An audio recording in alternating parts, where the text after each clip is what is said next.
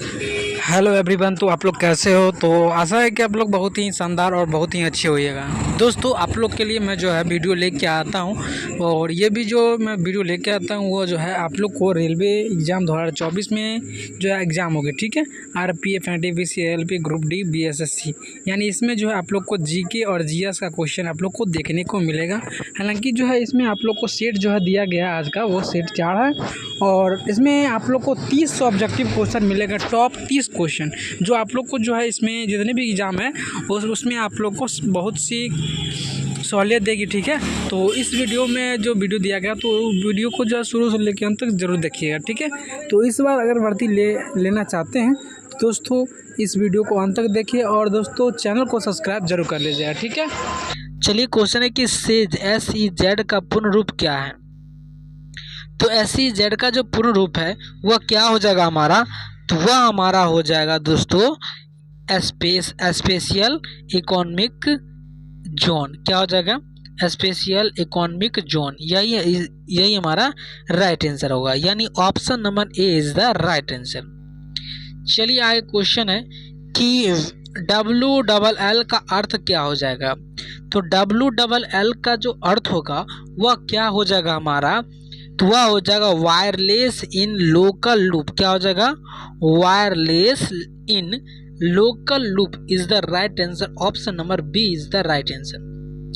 चलिए 93 number question करा कि जय हिंद का जो नारा है वह किसने दिया था। तो जय हिंद का जो नारा है वह किसने दिया था दोस्तों, तो आप लोग जानते होइएगा वह दिया था सुभाष चंद्र बोस जी ने। किसने दिया था जय हिंद का नारा? तो सुभाष चंद्र बोस जी। चलिए 94 नंबर क्वेश्चन क्या कह रहा है कि किसने कहा था कि तुम मुझे खून दो मैं तुम्हें आज़ादी दूंगा। तो सुभाष चंद्र बोस जी ने कहा था। किसने कहा था? तो सुभाष चंद्र बोस जी ने कहा था कि तुम मुझे खून दो मैं तुम्हें आज़ादी दूंगा। चलिए आगे नंबर क्वेश्चन, देश बंधु का उपाधि संबंधित है। तो देश बंधु का उपाधि जो संबंधित है वह किससे है? यह हमारा हो जाएगा चित्तरंजन दास। क्या हो जाएगा? चित्तरंजन दास की।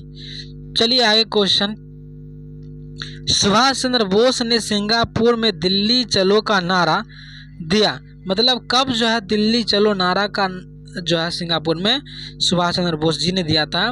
तो कब दिए थे दोस्तों? तो वह दिए थे 1943 में, यानी 1943 में 1943 में दिए थे, ठीक है।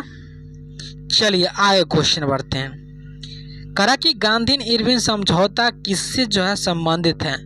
तो गांधी इरविन समझौता जो है किससे संबंधित है, तो यह हमारा हो जाएगा सविनय अवज्ञा आंदोलन से। किससे हो जाएगा दोस्तों? सविनय अवज्ञा आंदोलन से जो है गांधी इरविन समझौता संबंधित है। चलिए 98 नंबर क्वेश्चन है कि महात्मा गांधी को सर्वप्रथम राष्ट्रपिता किसने कहा। यानी महात्मा गांधी जी को जो है सबसे पहले राष्ट्रपिता के रूप में जो है किसने कहा, तो इसका राइट आंसर जो होगा वह हो जाएगा सुभाष चंद्र बोस जी ने ही कहा था। किसने कहा था? तो सुभाष चंद्र बोस जी ने कहा था कि राष्ट्रपिता महात्मा गांधी को राष्ट्रपति सर्वप्रथम राष्ट्रपिता कहा था। चलिए आगे 99 नंबर करा कि कायदे आज़ाद किसे कहा जाता है। कायदे आज़ाद जो है किसे कहा जाता है, तो यह हमारा हो जाएगा मोहम्मद अली जिन्ना को। किसको कहा जाता है दोस्तों? मोहम्मद अली जिन्ना को जो है कायदे आज़ाद कहा जाता है। चलिए आगे नंबर क्वेश्चन है कि चौरी चौरा नाम प्रसिद्ध स्थल कहाँ है। तो चौरी चौरा प्रसिद्ध स्थल जो है ये कहाँ है, तो इसका राइट आंसर हो जाएगा गोरखपुर में। और गोरखपुर जो है ये हमारा यूपी के क्षेत्र में आता है, यानी उत्तर प्रदेश के क्षेत्र में, ठीक है दोस्तों। बिहार के अगर आरा बक्सर होते हुए अगर आप जाते हैं तो गोरखपुर वाले स्टेशन में बहुत बड़ा स्टेशन है, ठीक है, जंक्शन है। चलिए आगे नंबर क्वेश्चन पर चलते हैं। एक नंबर क्वेश्चन 101, यानी करा कि किसने कहा था मध्य रात्रि के टकोर पर जब संसार सोता है भारत अपने जीवन में वह स्वतंत्र के लिए जाग उठेगा। तो किसने कहा था दोस्तों? तो यह हमारा हो जाएगा जवाहरलाल नेहरू जी ने। क्या किसने कहा था? JL नेहरू। चलिए 102 number question, who lives of India dies, ये किसकी उक्ति है, यानी उक्ति मतलब यह किसकी पंक्ति है दोस्तों। सॉरी दोस्तों, मतलब इधर उधर गाड़ी चलता है तो उसकी साउंड आप लोग मत सुनिएगा, मेरी बातों को ध्यान से फोकस देके आराम से सुनिएगा, और ताकि समझ में आप लोग को अच्छी तरीके से आ गए, ठीक है। चलिए, तो who lives if India dies किसकी उक्ति है या पंक्ति है, तो इसका राइट आंसर हमारा हो जाएगा जवाहरलाल नेहरू का। किसका दोस्तों, जवाहरलाल नेहरू का ही जो है who lives if India dies. चलिए आगे नंबर क्वेश्चन चलते हैं, करा कि पंजाबी भाषा किस लिपि में लिखी जाती है, तो पंजाबी भाषा जो है किस भाषा में या सॉरी किस लिपि में लिखी जाती है, तो यह हमारा हो जाएगा गुरुमुखी। क्या हो जाएगा दोस्तों, गुरुमुखी भाषा में लिखी जाती है।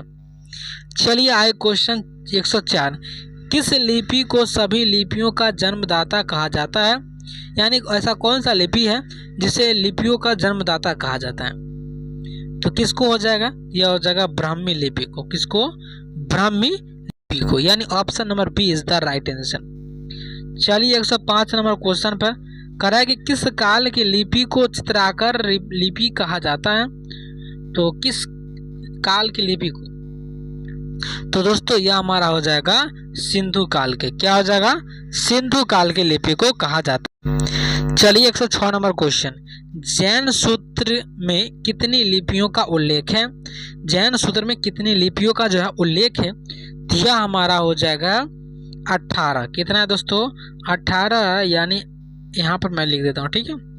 चलिए आगे नंबर क्वेश्चन है 7 नंबर 107 है कि बौद्ध ग्रंथ ललित विस्तार में कितनी लिपियां का उल्लेख है, तो कितनी लिपियां का जो है उल्लेख है, यह हो जाएगा 89, यानी 89। क्या हो जाएगा, 89 हो जाएगा हमारा, इज द राइट आंसर, यही होगा 107 का। चलिए 108 नंबर, अशोक के शिलालेखों की लिपि क्या है, तो अशोक के शिलालेखों की जो अभिलेखों है वह हमारा हो जाएगा ब्राह्मी। क्या हो जाएगा, ब्राह्मी लिपि है। चलिए आगे नंबर 109 नंबर क्वेश्चन पर चलते हैं, भारत की तीसरी सर्वाधिक बोली जाने वाली भाषा कौन सी है, भारत की तीसरी भाषा जो है सर्वाधिक बोली जाने वाली भाषा कौन सी हो जाएगी, तो यह हमारा हो जाएगा तेलुगु। भारत की तीसरी सर्वाधिक बोली जाने वाली तेलुगु हो जाएगा। क्या हो जाएगा, तेलुगु। चलिए 110 नंबर क्वेश्चन है कि चोल शासकों की भाषा क्या थी, तो चोल शासकों की जो भाषा थी वह क्या थी दोस्तों, तो यह हमारा था तमिल। क्या थी दोस्तों, तमिल थी। यही option number A is the right answer. चलिए 111 नंबर क्वेश्चन कह रहा है कि हिंदी भाषा भारतीयों का प्रतिशत कितना, लगभग जो है लगभग बताइए कितना प्रतिशत है, हिंदी भाषा भारतीयों का प्रतिशत लगभग कितना है, तो यह हमारा हो जाएगा 40%। कितना प्रतिशत दोस्तों, 40% है, यानी ऑप्शन नंबर बी। चलिए 112 नंबर क्वेश्चन, भारतीय भाषाओं में हिंदी के बाद विश्व की कौन सी भाषा अधिक बोली जाती है, और तीसरे स्थान पर देख लिया था मैंने तेलुगु भाषा जो प्रयोग किया था भारत के, और दूसरे स्थान पर ये बताना है कि विश्व की कौन सी भाषा अधिकतम बोली जाती है, यानी भारतीय भाषाओं में हिंदी के बाद विश्व की कौन सी भाषा जो है अधिकतम बोली जाती है, यह हमारा हो जाएगा बांग्ला। क्या हो जाएगा दोस्तों, बांग्ला भाषा। चलिए 113 नंबर क्वेश्चन पर दोस्तों कह रहा है कि गोवा की स्वीकृत राजभाषा है, गोवा की स्वीकृत राजभाषा क्या हो जाएगा, तो यह हो जाएगा कोंकणी। क्या दोस्तों, कोंकणी इस प्रकार लिखा हुआ है, कोंकणी। देखिए आप लोग को अनुस्वार नहीं दिखाया देता होगा। चलिए आगे नंबर क्वेश्चन है कि कौन सी भाषा देव भाषा है, यानी कौन सी भाषा जो है वह देव भाषा है, तो यह हो जाएगा संस्कृत। क्या हो जाएगा दोस्तों, संस्कृत हो जाएगा, यानी ऑप्शन नंबर सी। चलिए आगे क्वेश्चन चलते हैं 15 नंबर, भारत का प्राचीन भाषा क्या है, तो भारत का जो प्राचीन भाषा है वह हमारा हो जाएगा संस्कृत। सबसे पहले प्राचीन काल में जो है संस्कृत भाषा का सदुपयोग किया गया था।